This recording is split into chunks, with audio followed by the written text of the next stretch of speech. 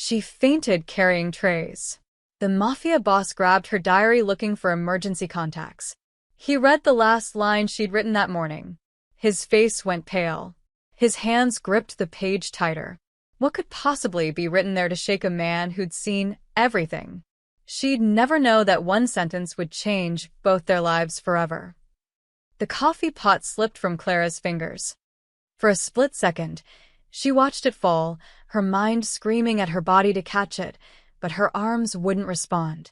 The pot shattered against the floor, sending dark liquid spraying across the checkered tiles of Rosie's diner. Clara, Maggie, the other waitress, rushed over. "You okay, honey?" Clara blinked hard, forcing her vision to clear. The dizzy spell passed, leaving behind the familiar exhaustion that had become her constant companion. "I'm fine. Just clumsy tonight." She wasn't fine.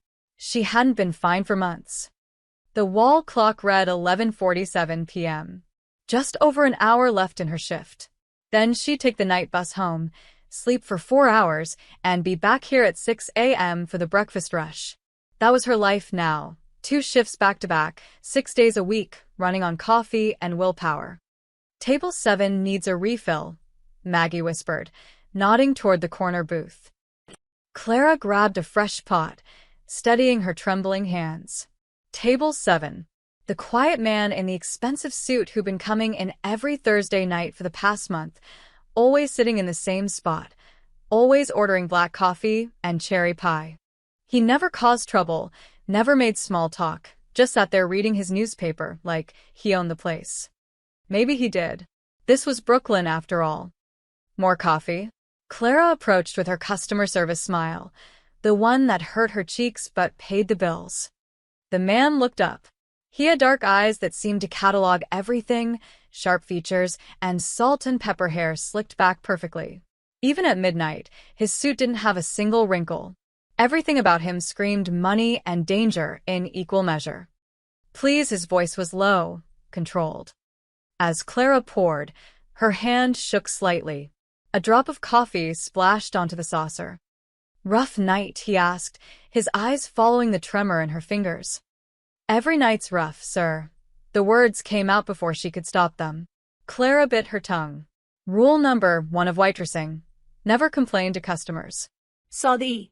"Yes, please let me know if you need anything else." She turned to leave, but her vision swam. The diner tilted sideways.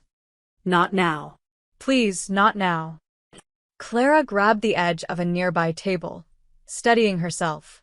The family eating there looked up in concern, but she waved them off with another smile. Her heart was racing, her chest tight. She just needed to make it through the next hour. Just one more hour. The door chimed. More customers.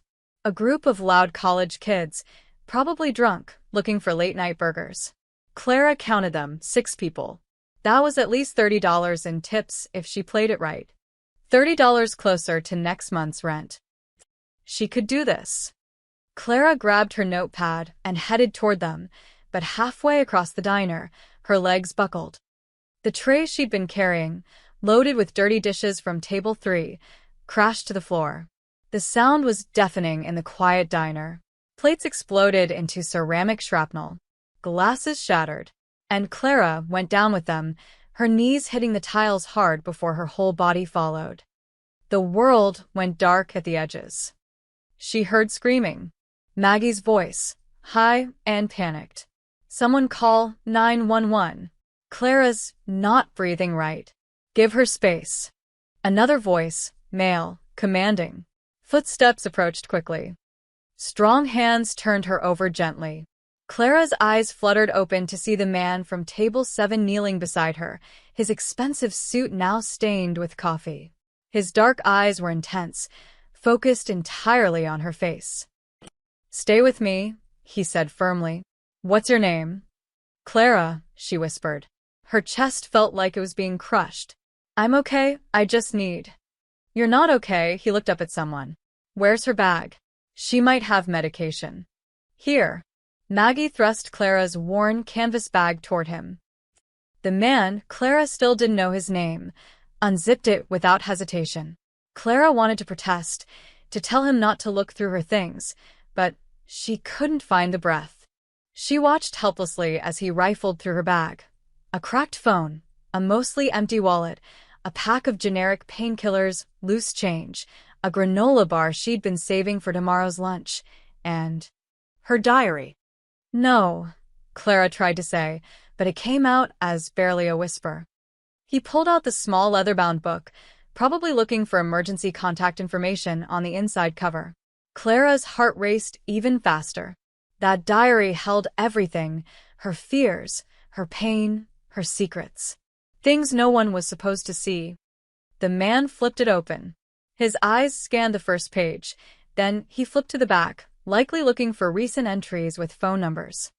Clara watched his face as he read the last line she'd written just this morning, sitting on her bathroom floor at 5 a.m., before anyone else in her apartment building was awake. His expression changed. The controlled, almost cold demeanor cracked. His jaw tightened. His fingers gripped the diary harder, and for a moment, he just stared at the page, completely still. Around them, chaos continued. Maggie was crying. The cook had come out from the kitchen. Someone said the ambulance was 3 minutes away, but the man from table 7 didn't move. He just kept staring at that last line, his dark eyes fixed on Clara's handwriting. Finally, he looked down at her. When their eyes met, Clara saw something she didn't expect. Recognition. Not of her face, but of her pain. As if her words had reached through and touched something buried deep inside him. "What's your brother's name?" he asked quietly. Clara's blood went cold. How did the diary? He'd read it. He'd read what she wrote. "I'm sick and it's getting worse. The doctor said I need treatment I can't afford. But I can't stop working. I can't let Jake know. My brother's future depends on me. If I quit now, we lose everything. So I'll keep going until I can't anymore. Maybe that makes me stupid. But Jake's going to college. He's going to have the life I never got. Even if it kills me." "You read my..." Clara's voice broke. The man carefully placed the diary back in her bag, then met her eyes again. When he spoke, his voice was different, softer, but with an edge of steel underneath. "You're going to be fine," he said. It wasn't a comfort. It was a command, as if he could will it into existence through sheer force. "The ambulance is coming. But I need you to understand something." He leaned closer, and Clara caught the scent of expensive cologne mixed with gun oil, a strange combination that should have scared her but somehow didn't. "You don't have to carry this alone anymore." Before Clara could ask what he meant, the paramedics burst through the door. The man stood up smoothly, stepping back to give them room. As they loaded her onto a stretcher, Clara kept her eyes on him.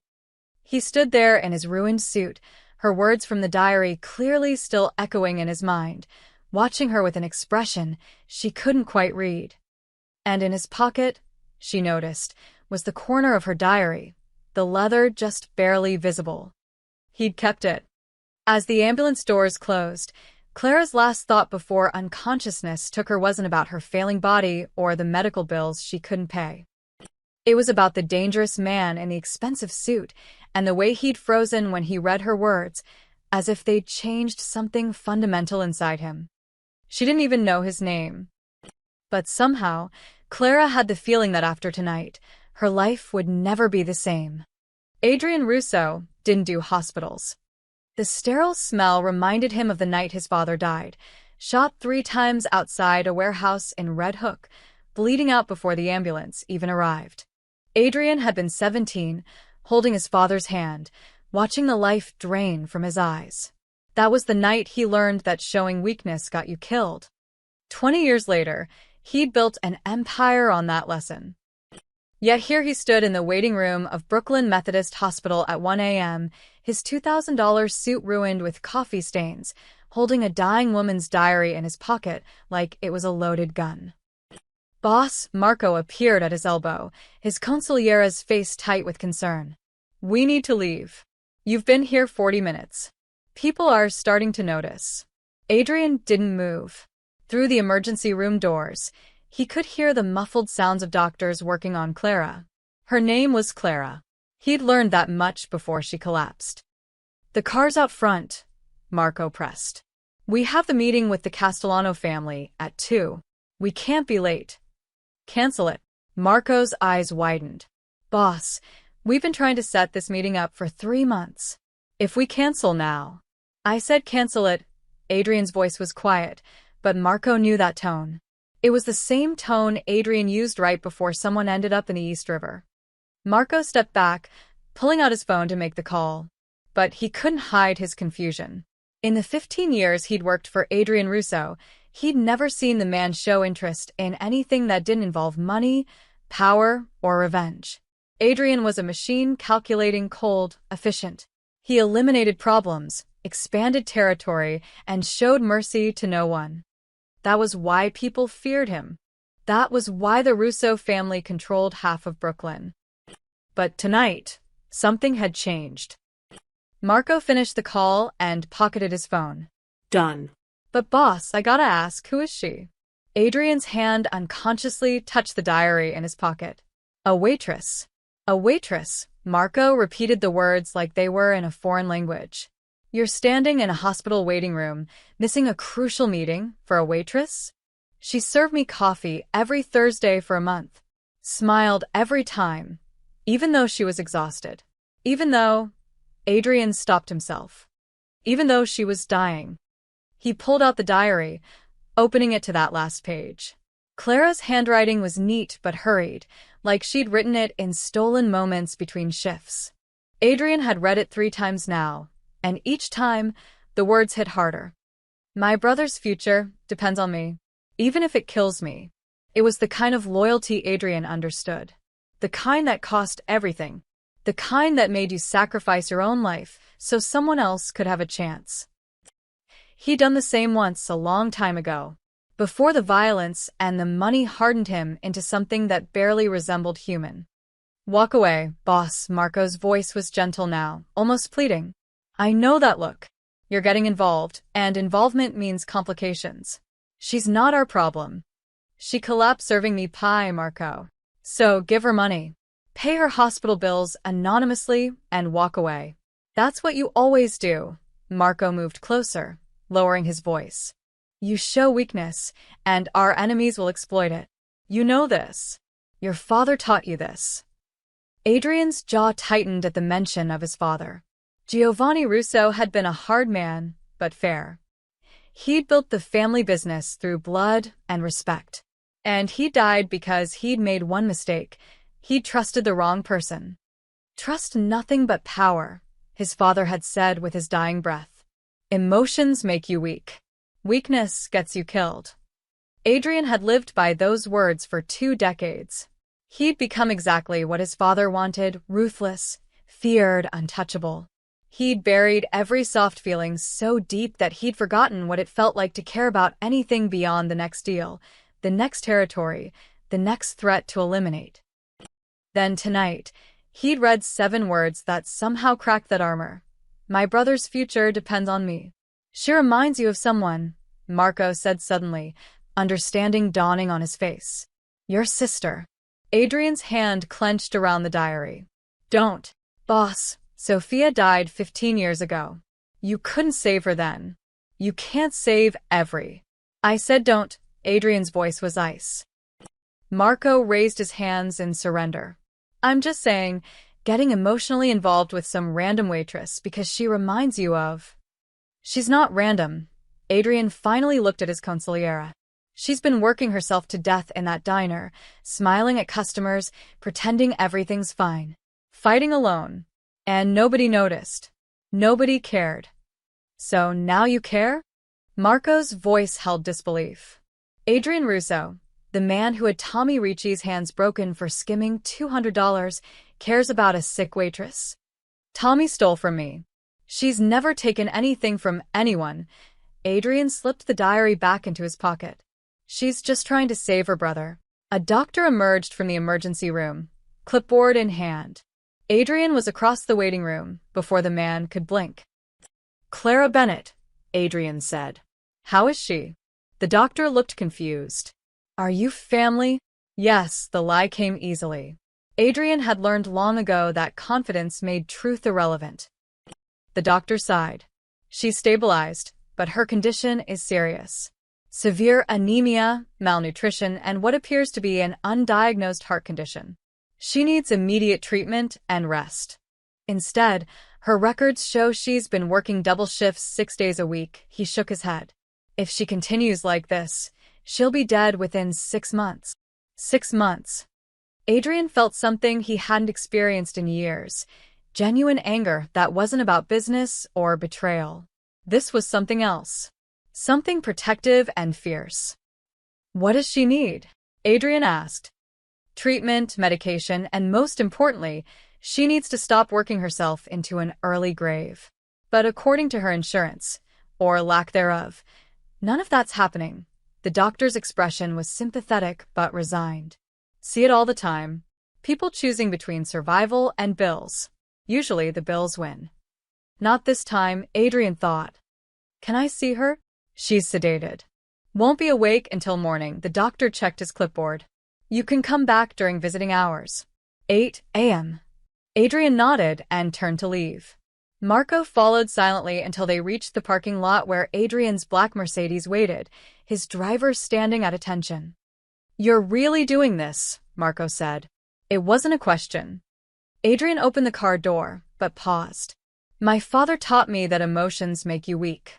Maybe he was right. Maybe this is the stupidest thing I've ever done. He pulled out Clara's diary one more time, looking at it in the dim parking lot light. But she's fighting alone, Marco. And I remember what that feels like. He climbed into the car, the diary still in his hand. For the first time in 15 years, Adrian Russo felt something pierce through the armor he'd built around himself.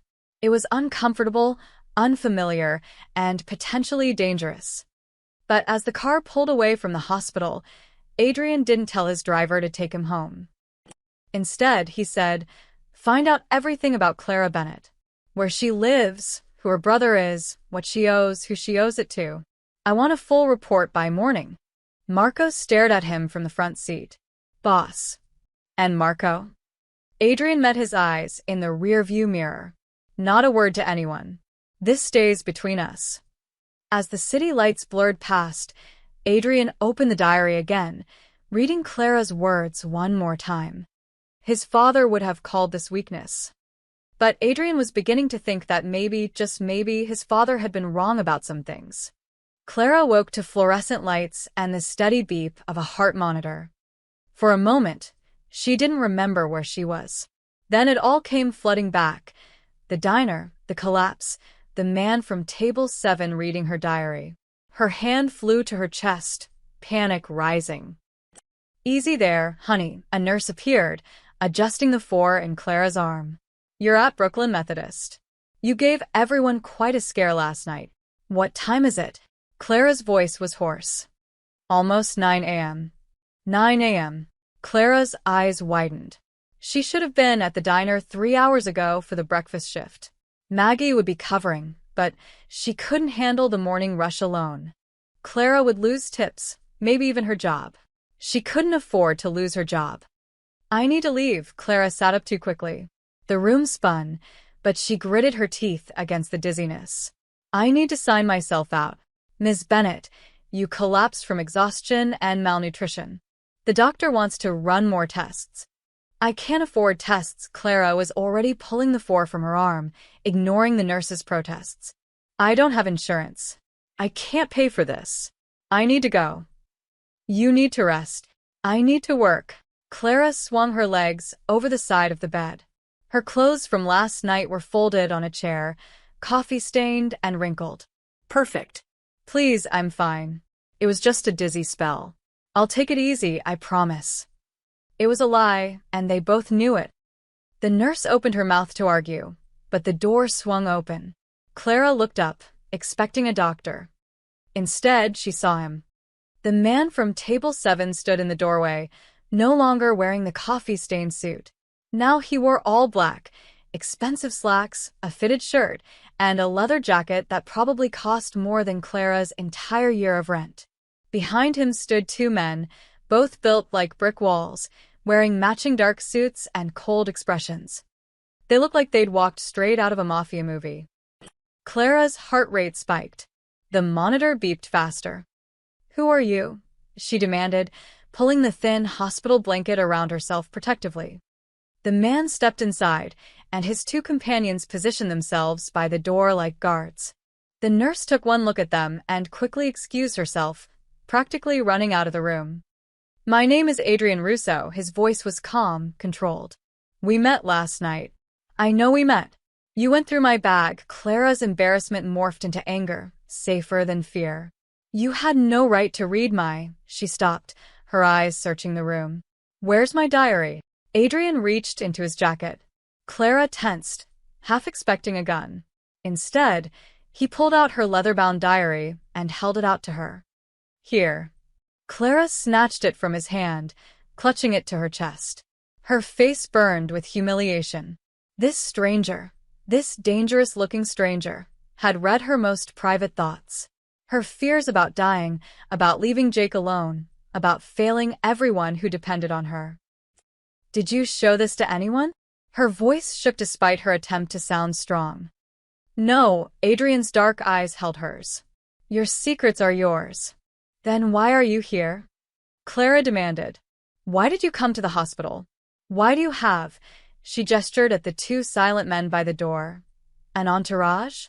One of the men, tall, with graying hair at his temples, spoke up. "Ms. Bennett, Mr. Russo wanted to ensure you were receiving proper care." "I don't need anyone ensuring anything." Clara stood up, swaying slightly, but refusing to sit back down. "I'm checking myself out. Thank you for returning my diary, Mr. Russo, but you can leave now." Adrian didn't move. "You collapsed last night. The doctor said you have a heart condition. The doctor is overreacting. You're dying." The word hung in the air like a gunshot. Clara flinched but lifted her chin defiantly. "That's not your concern. You made it my concern when you fell unconscious in front of me." Adrian's voice remained steady, but something in his eyes shifted, a glimpse of the emotion he was trying to hide. "Sit down before you fall down again." "Don't tell me what to do." Clara's hands trembled, but she forced them still. "You don't know me. You don't know anything about my life. I know you're working yourself to death for your brother." The words were quiet but landed like a punch. "I know you've been hiding this from him. I know you're terrified, but you're too proud to ask for help. You read 7 sentences in my diary. That doesn't make you my therapist." Clara grabbed her clothes from the chair. "Now, if you'll excuse me, I need to get dressed and get to work." "You can't work like this. Watch me." Adrian stepped forward, and Clara instinctively stepped back. He stopped immediately, raising his hands slightly, a gesture of peace. "I'm not here to hurt you," he said, his voice softer now. "I'm here because—" He paused, seeming to struggle with the words. "You shouldn't be carrying this burden alone." Something in his tone made Clara's anger falter. It wasn't pity. It was understanding, as if he knew exactly what it felt like to shoulder impossible weight with no one to help share the load. "I've been alone my whole life," Clara said quietly. "I raised Jake by myself after our parents died. I put myself through high school while working 2 jobs. I don't need saving, Mr. Russo. I need my diary back, which I have, and I need you to leave, so I can get back to my life. Your life is killing you. Then that's my choice to make." Clara's voice rose, surprising even herself. "Not yours. You might be used to people doing what you say, and I don't know who you are, but those men at the door and that expensive jacket tell me you're someone important, but you don't get to make decisions for me." Adrian studied her for a long moment. Clara saw something like respect flicker across his face. "You're right," he said finally. "I can't make decisions for you, but I can make you an offer. I don't want your money." "I'm not offering money." Adrian's expression was unreadable. "I'm offering a choice. You can walk out of here, go back to the diner, work yourself into an early grave, and leave your brother alone in this world. Or what?" Clara interrupted, her voice sharp. Adrian met her eyes directly. "Or you let me help.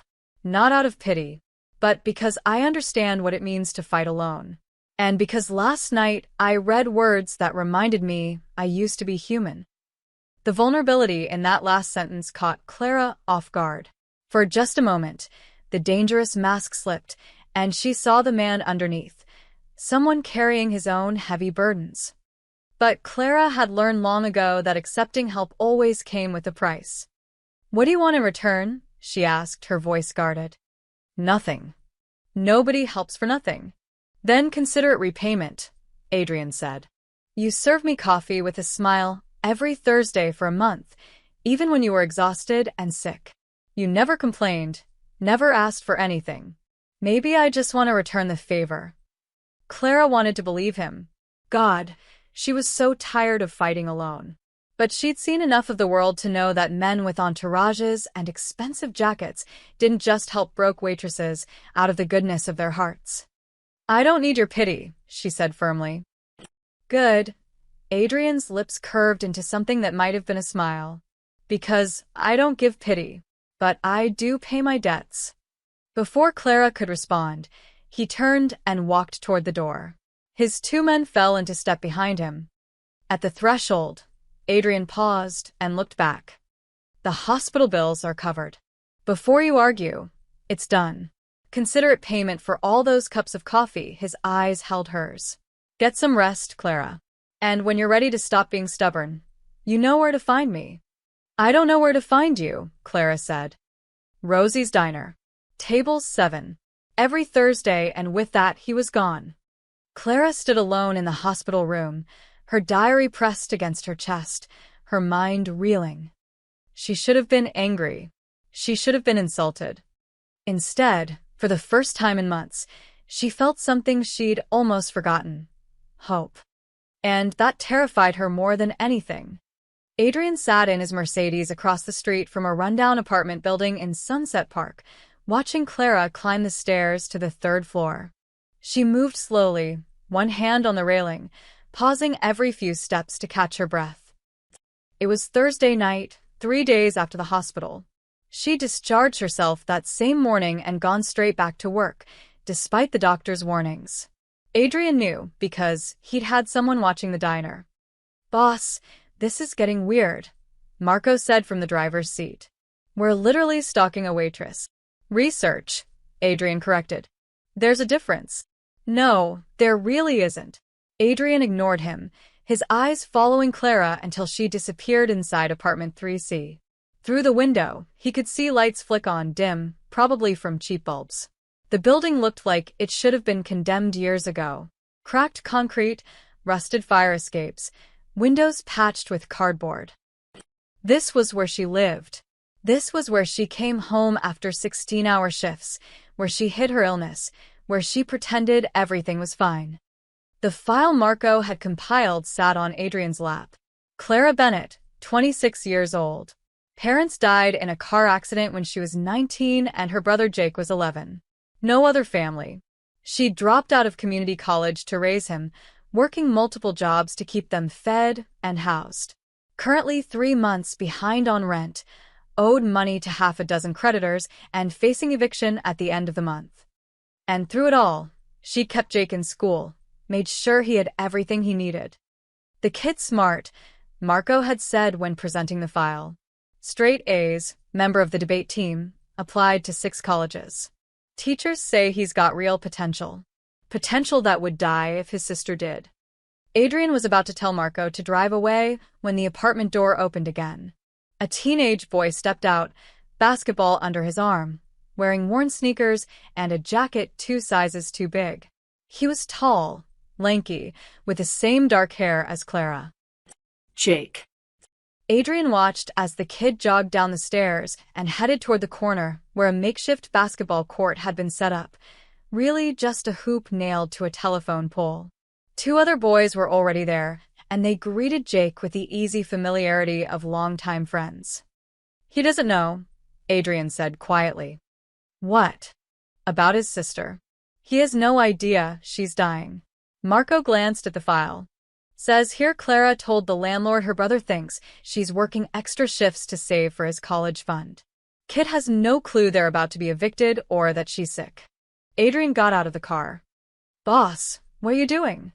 Watching. He crossed the street, keeping to the shadows. The boys were playing one-on-one, their laughter echoing off the buildings. Jake was good, quick reflexes, decent shot.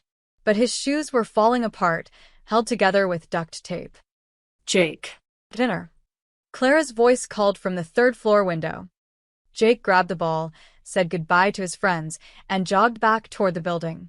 As he passed Adrian's position, the boy's phone rang. He answered it, and Adrian heard his side of the conversation.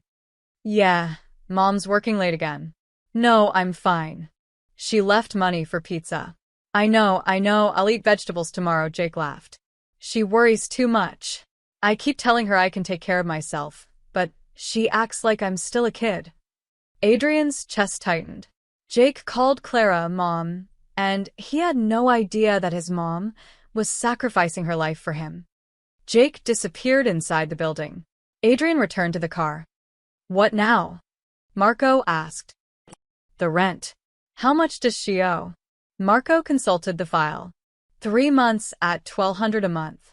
$3,600 total. Landlord filed eviction papers yesterday.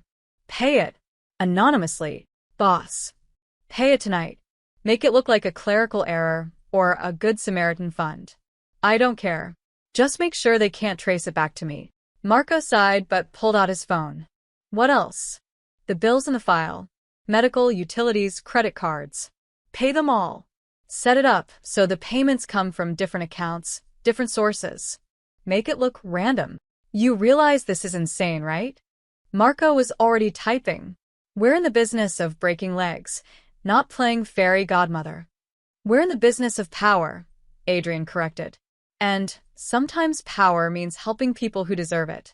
Since when? Since he read 7 words that reminded him of his sister. Sophia had been 17 when she died, overdosed from pills she'd taken to stay awake studying. She'd been working 2 jobs and taking night classes, trying to help Adrian pay off their father's debts after he was killed. Adrian had told her to stop, that he'd handle it, but Sophia was stubborn. She'd pushed herself too hard, and one night her heart just gave out. Adrian had been 22, already deep in the family business, already building his reputation as someone who showed no mercy. And when Sophia died, whatever small piece of humanity he had left died with her. Until 3 nights ago, when he saw that same deadly determination in a waitress's eyes. Clara was Sophia, fighting alone, working herself to death, too proud to ask for help. But this time, Adrian could do something about it. This time, he had the power and the money to make a difference. Even if she'd hate him for it. The kids' college applications, Adrian said. Which schools? Marco scrolled through the file. NYU, Columbia, Hunter, Brooklyn College, CUNY, and City College. All good schools. But with their financial situation. Make sure he gets in. Boss, we can't fix college admissions. Adrian gave him a look. Okay, we probably can fix college admissions, but should we? The kid has straight A's. He deserves to get in. We're just ensuring he gets a fair shot. Adrian watched the light in apartment 3C. Through the window, he could see Clara and Jake sitting at a small table, eating pizza. Clara was smiling, laughing at something her brother said, pretending she wasn't exhausted. Pretending she wasn't dying. Make sure he gets scholarships too, Adrian added. Full ride if possible. Clara can't afford tuition, and I don't want her working herself to death trying to pay for it. Marco was quiet for a moment. You know she's going to figure it out eventually. That all this help isn't coincidence. Probably. And she's going to confront you. She seems like the type. Definitely. And you're okay with that. Adrian thought about Clara in the hospital, angry and defiant even while barely able to stand. She had fire in her, a strength that reminded him of everything he'd lost and everything he'd forgotten how to feel. I'm counting on it, he said. As they drove away, Adrian looked back one more time at the apartment building. The light in 3C was still on. Clara was probably cleaning up dinner, asking Jake about his homework, making sure he had everything he needed for tomorrow. Being a mother to a kid who wasn't even her son, because that's what love looked like. Adrian understood loyalty. He understood sacrifice. His whole life was built on those principles. But watching Clara through that window, seeing her smile despite everything, he realized he'd forgotten what those things actually meant. He'd turned loyalty into violence and sacrifice into business transactions. Clara reminded him there was another way. Boss. Marco's voice pulled him back. The payment confirmations are coming through. Rent's paid. Bills are handled. The landlord thinks it's from some non-profit housing assistance program. Good. You know this doesn't solve everything. She's still sick. She's still working too hard. Money doesn't fix all problems. Adrian knew that. But money was what he had, and right now, it was the only way he could help without her pushing him away. For now, he'd work in the shadows. He'd pay the bills, secure the future, make sure Clara and Jake had a fighting chance. And when she inevitably figured out what he'd done, when she confronted him with those fierce eyes blazing with anger, well, Adrian had spent 20 years dealing with dangerous people. Something told him Clara Bennett might be the most dangerous of them all. Clara noticed them on Tuesday.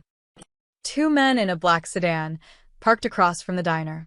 They'd been there when her shift started at 6 a.m., and they were still there at 2 p.m. when she took her break. When she walked to the bodega for a sandwich, the car followed at a distance. On Wednesday, it was a different car. Different men. Same routine. By Thursday, Clara had had enough. She marched out of the diner during her break, crossed the street, and knocked on the window of the sedan. The man in the driver's seat, crew cut, neck like a tree trunk, looked startled. "Why are you following me?" Clara demanded. The man exchanged a glance with his partner. "We're not.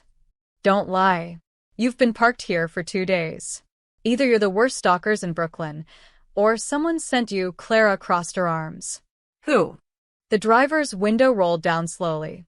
"Miss Bennett, we're just working for Adrian Russo," Clara finished. "Right?" The men's silence was confirmation enough. Clara felt a mix of anger and something else, something she didn't want to name. She'd noticed other changes too. The landlord had suddenly said they were caught up on rent, though Clara knew she hadn't paid. The hospital had called to say her bills were mysteriously settled. Even the electric company claimed she had a zero balance. It was all too convenient. Too perfectly timed. "Tell your boss I want to see him. Tonight." Table 7-inch. Clara turned on her heel and walked back to the diner before they could respond. Adrian arrived at 11 p.m., like clockwork. But this time, when Clara brought his coffee, she didn't smile. She slammed the cup down hard enough that coffee sloshed onto the saucer. "Outside." Now. She didn't wait for his response, just walked out the back door into the alley. Adrian followed, and Clara heard the door open again, his men, always shadowing. "Alone," Clara said sharply. Adrian waved them off. The men retreated inside, though Clara could see their silhouettes through the door's window. She and Adrian faced each other in the dim alley, the sounds of the city humming around them. "You paid my rent," Clara said. "Not a question." "Yes. And my hospital bills. And my utilities. And my credit cards." "Yes." His honesty caught her off guard. She'd expected denials, excuses. "You had no right. You were 3 days from being evicted. Your brother would have been homeless. That's not your problem." Clara's voice rose. "I didn't ask for your help. I don't want your charity." "It's not charity." Adrian stepped closer, his dark eyes intense in the streetlight. "It's a debt. Coffee isn't worth thousands of dollars. Maybe not. But you smiled at me every Thursday for a month. You treated me like a human being, not a monster." His jaw tightened. "You have no idea how rare that is in my world." Clara's anger faltered. "What world is that, exactly? Who are you, Adrian Russo?" He was quiet for a moment, as if deciding how much to tell her. "Someone you should probably stay away from." "Too late for that. You've inserted yourself into my life. You're having me followed by men who look like they break kneecaps for a living." "They do." Clara blinked. "What? Break kneecaps?" Among other things, Adrian's expression was unreadable. "I run a family business, Clara. The kind that doesn't make it into legitimate newspapers. The kind that operates in shadows and survives through fear. The Mafia. Clara had suspected, but hearing it confirmed made her heart race. You're a criminal. Yes. And you're involving me in whatever. She gestured between them. Why? Adrian pulled her diary from his jacket. He'd been carrying it again. Because I read this and I saw my sister. Sophia worked herself to death trying to help me pay off debts after our father was killed. She was 17. And I let it happen because I was too proud, too focused on building power, to see what it was costing her. His voice roughened. By the time I realized, it was too late. Clara's anger melted into something softer. Adrian, I can't save Sophia. But I can help you. He held out the diary. I know you don't want my help. I know you're too proud to accept it. But your brother needs you alive, Clara. And right now, you're on the same path Sophia was. Clara took the diary, her hands trembling. You can't just fix everything with money. I know. But it's what I have. His eyes met hers. Let me do this. Please. The word please from a mafia boss sounded so strange, so genuine, that Clara almost laughed. Instead, she found herself nodding. Okay. But on one condition, no more men following me. It's creepy, and I can take care of myself. Adrian's expression darkened. The men stay. Excuse me? You don't understand what me helping you means. He glanced toward the street. I have enemies, Clara. Rivals who would love to exploit any weakness. And you, he paused. You've become a weakness. Clara's breath caught. What are you saying? Before Adrian could answer, Marco burst through the back door, his face urgent. Boss, we have a problem. The Castellano family knows. Adrian's entire demeanor shifted. The softness vanished, replaced by cold steel. How? Tony Castellano was at the hospital the night she collapsed. He saw you in the waiting room. Marco's eyes flicked to Clara nervously. Word spreading that Adrian Russo is distracted by a waitress. The families are talking. Let them talk. Boss, they see it as weakness. The Castellanos are already testing boundaries, moving into our territory. They think you're going soft. Marco lowered his voice. We've handled threats to the business before, but this is different. This is personal. And personal makes you vulnerable. Clara felt ice in her veins. What does that mean? Adrian's hand moved to her arm, protective. It means people who want to hurt me now know the best way to do it is through you. Then stop helping me. Walk away. Clara tried to pull back, but Adrian held firm. I can't. Why not? Because Adrian stopped, his jaw working. Whatever he was about to say, he swallowed it. Because I've already made my choice. The men follow you to keep you safe. They're not going away. I didn't ask for this. Clara felt trapped, suffocated. I didn't ask to become part of your dangerous world. I know, Adrian's voice was quiet but unyielding. But you wrote those words in your diary. You let me see your pain. And now I can't unsee it. I can't walk away and let you die, knowing I could have helped. Marco cleared his throat.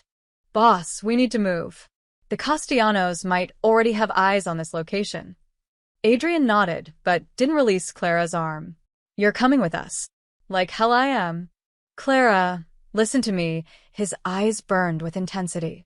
I've made you a target. That wasn't my intention, but it's done. So now you have two choices. Let me protect you, or become a liability both of us can't afford. You can't just kidnap me. I'm not kidnapping you. I'm keeping you alive. He finally released her arm but stayed close. Tomorrow, you're going to tell your manager you need a few weeks off. You're going to tell Jake you're visiting a sick friend upstate. And you're going to let me keep you somewhere safe until this blows over. And if I refuse? Adrian's expression was grim.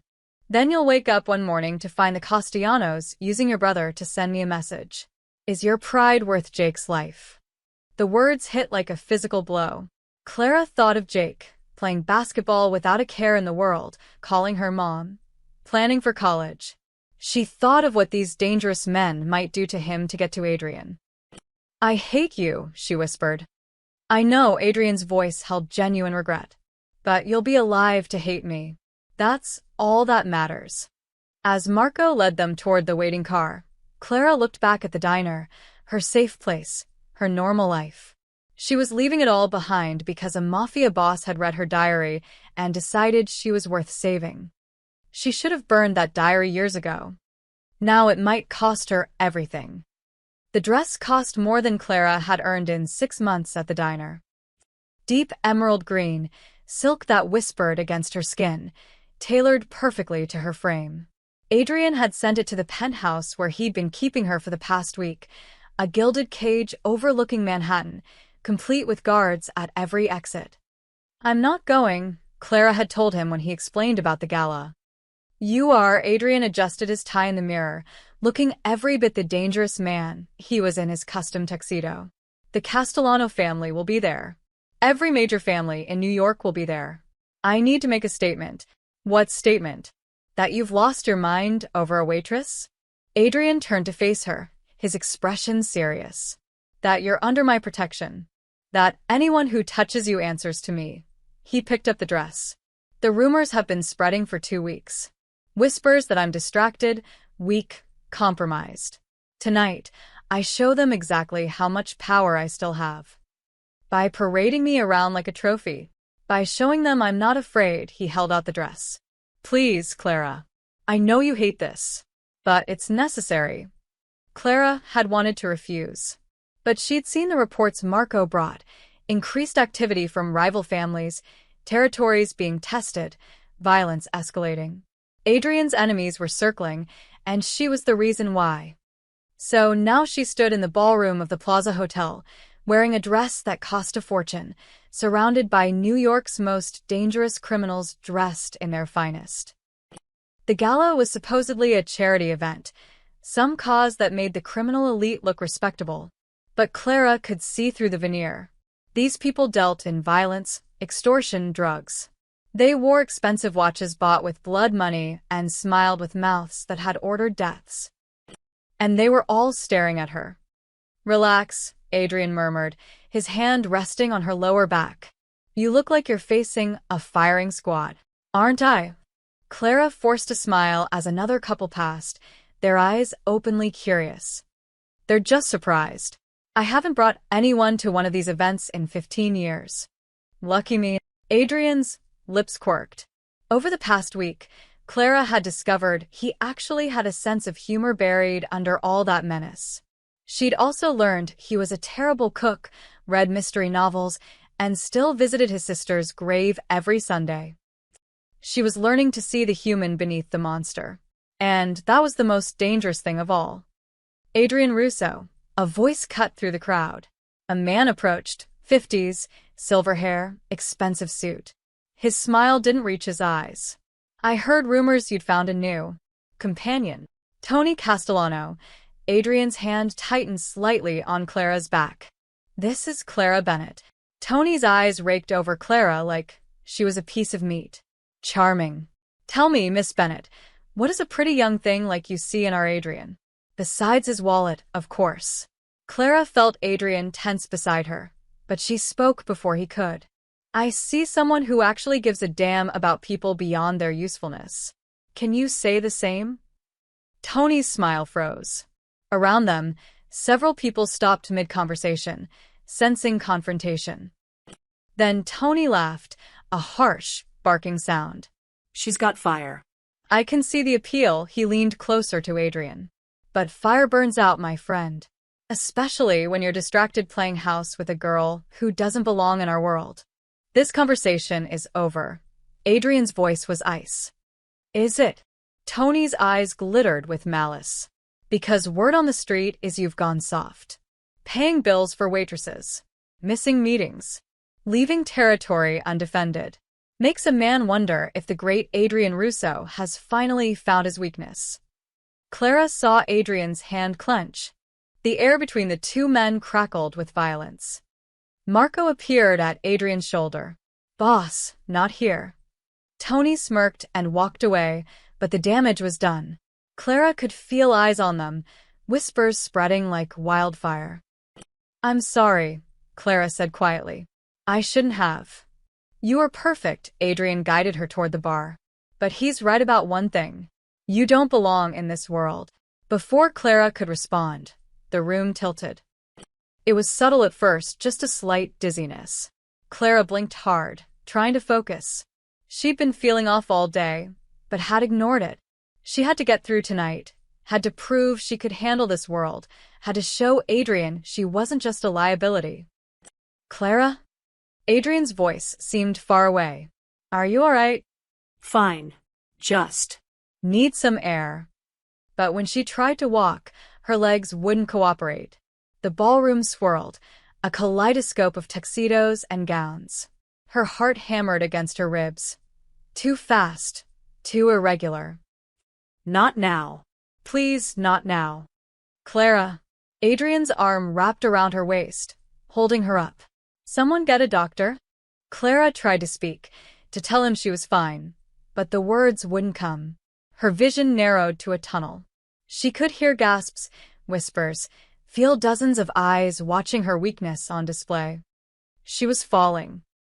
But Adrian caught her, lowering her gently to the floor. His face swam above her, his dark eyes wide with fear, an emotion she'd never seen from him before. Stay with me, he commanded, his hand cupping her face. Clara, stay with me. Around them, the whispers grew louder. She's collapsing. Told you she was a liability. This is what happens when you bring civilians into weakness. Enough. Adrian's voice cracked like a whip through the ballroom. The whispers died instantly. He stood, pulling Clara up with him, supporting her weight entirely. She sagged against him, barely conscious, but she heard every word he spoke next. You want to talk about weakness? Adrian's voice was deadly calm as he addressed the room. This woman works 2 jobs to keep her brother fed. She's fought every day of her life with no money, no power, no army to back her up. She's sick, exhausted, and she still has more courage than any of you will ever have.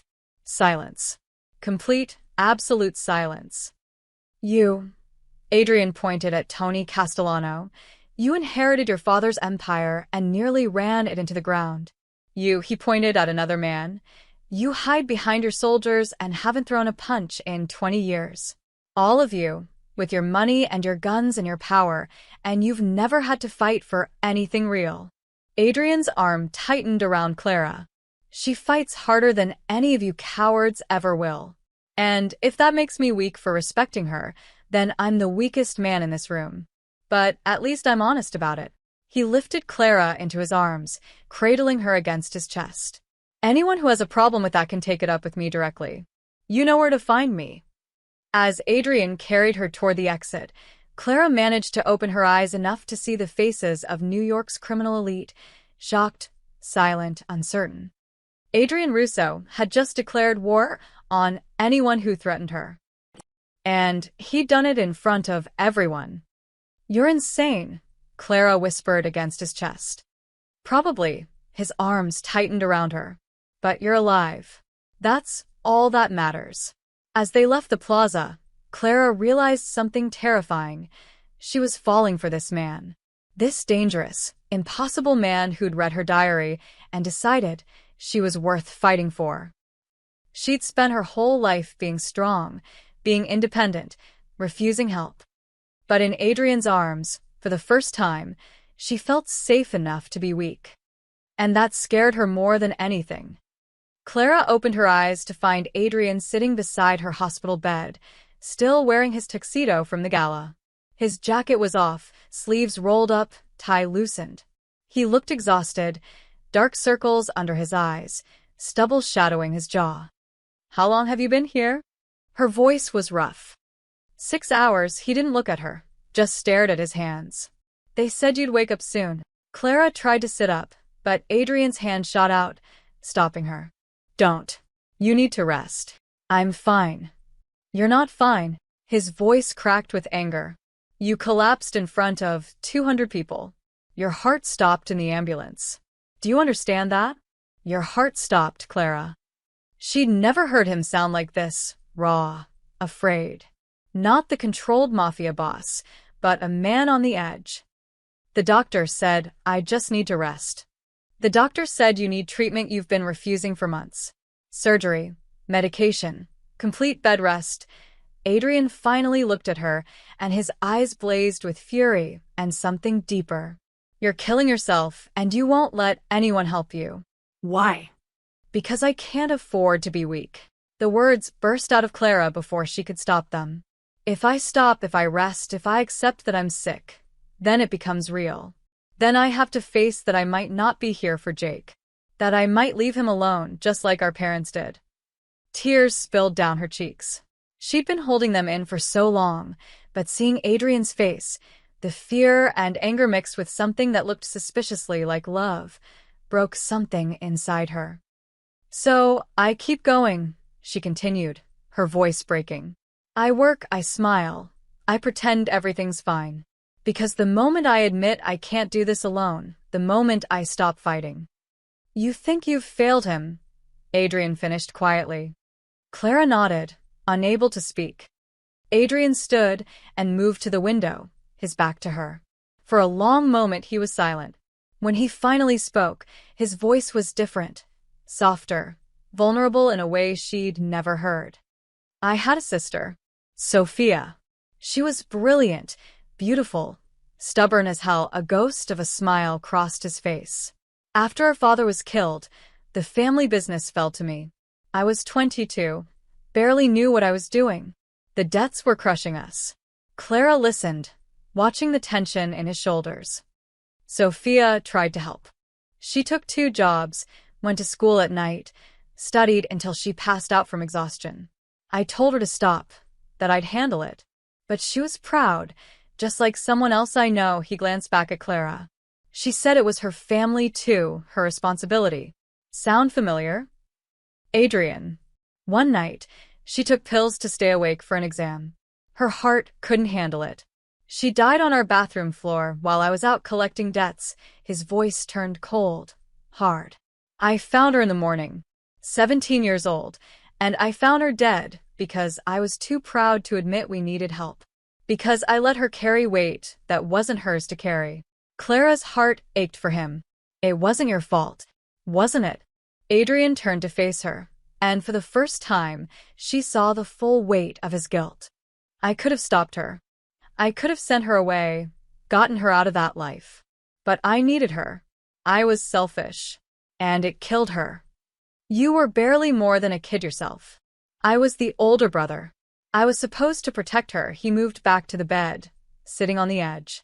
For 15 years, I buried that guilt under violence and power. I became exactly what this world demanded, ruthless, cold, untouchable. I stopped feeling anything because feeling meant remembering what I'd lost. His hand found hers, fingers intertwining carefully. Then I read your diary, and I saw Sophia in every word. You're doing exactly what she did, sacrificing yourself for family, too proud to accept help, fighting until you have nothing left. His grip tightened. I couldn't save her, Clara. But I can save you, if you'll let me.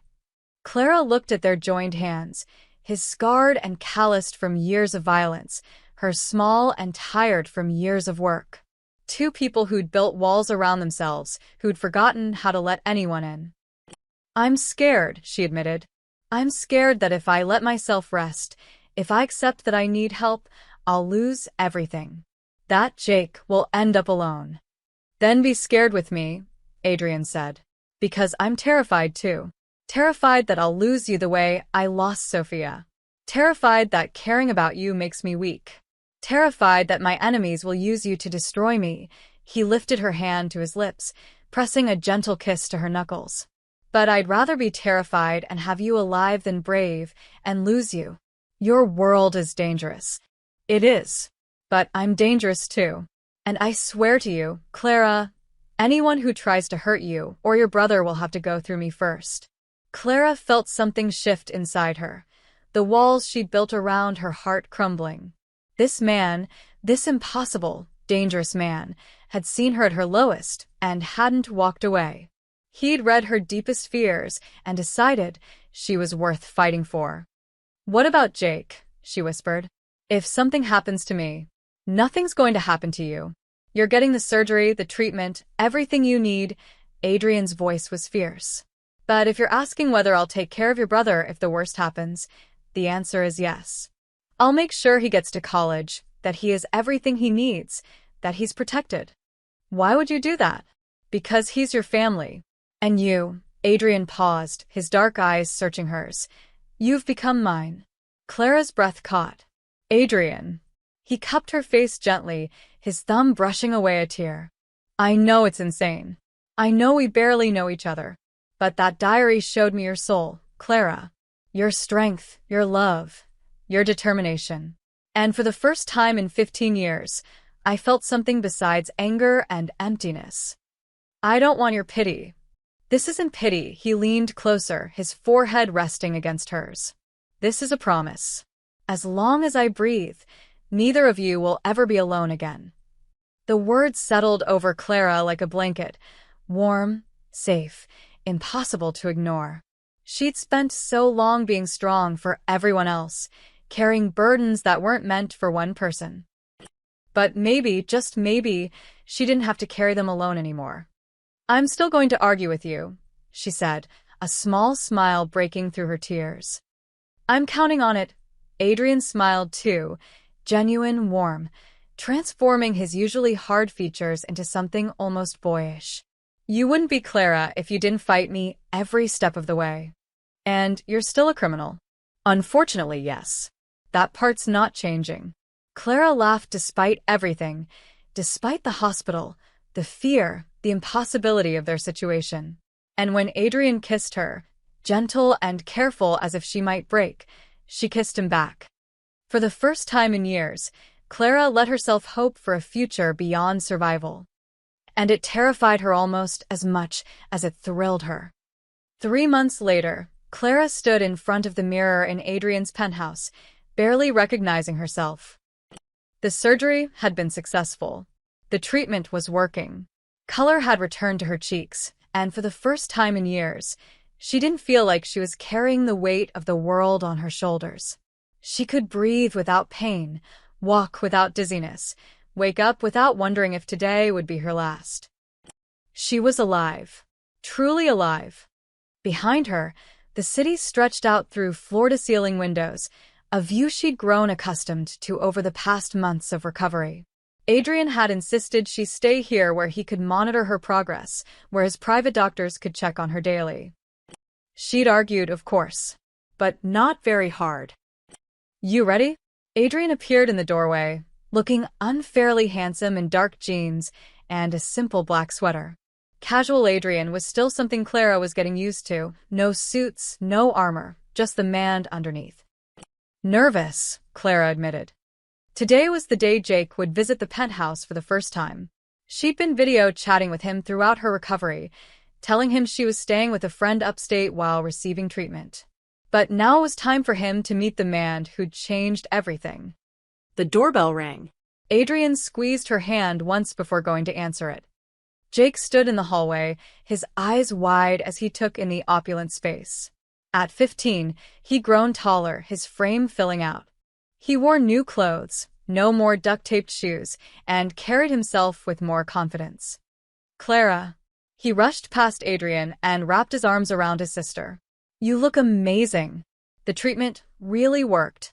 Clara hugged him tight, breathing in the familiar scent of her little brother. I'm okay, Jake. I promise. When they finally separated, Jake turned to Adrian with a mixture of curiosity and wariness. So you're the guy. I'm the guy, Adrian confirmed, extending his hand. Jake studied him for a long moment before shaking it. Clara told me you paid for everything. The surgery, the treatment, even. He paused, pulling an envelope from his pocket. Even this.